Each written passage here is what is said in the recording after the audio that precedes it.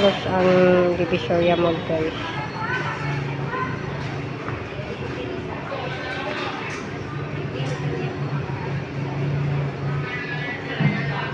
Nasunog ko kanina sa bandang food court sa 3rd floor.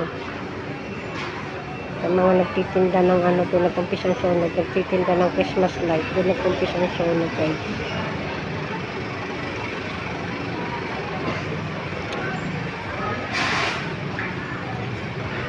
Katahimik ngayon ang mall.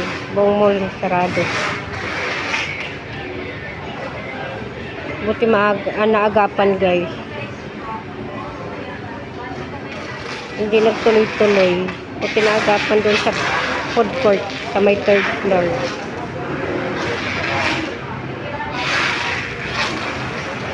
Pero marami pa rin napinsala doon eh. Maraming nabasa ng mga laruan, mga candy, mga speaker.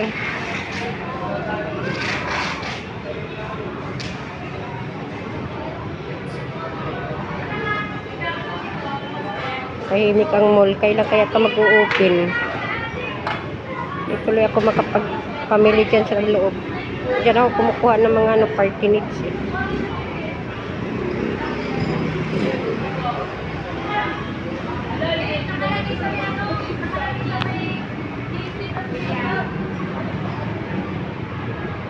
Ang open lang ngayon, guys, ang basement.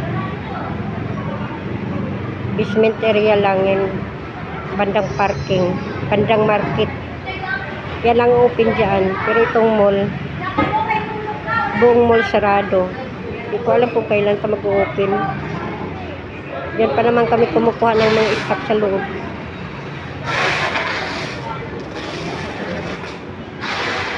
Yan. Yun ang daanan po ng basement.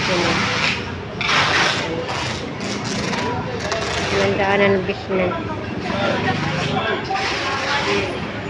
Yan lang open ngayon, basement area. Bakal pasok mo na dito.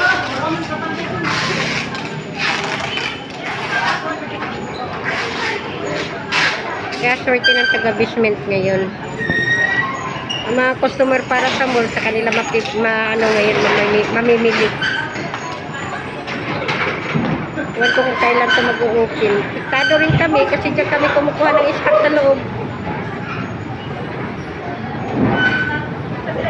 Diyan ang supplier namin ng pertinit.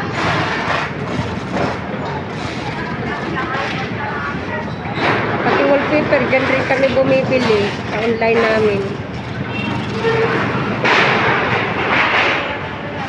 Kailan kaya ito mag-open? Iktado rin kami. Ilang manininda dyan. Ang mga online na iktado rin dyan.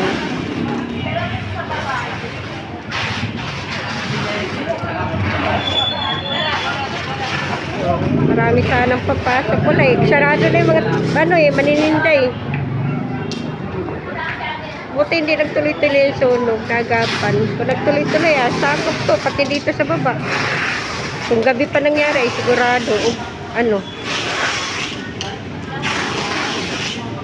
Laking sunog. Kung gabi nangyari. Yan daanan ng business yan. Pero sa unahan market yun market. Ito itong daanan na ito pa basement. Ano yan eh, bandang native.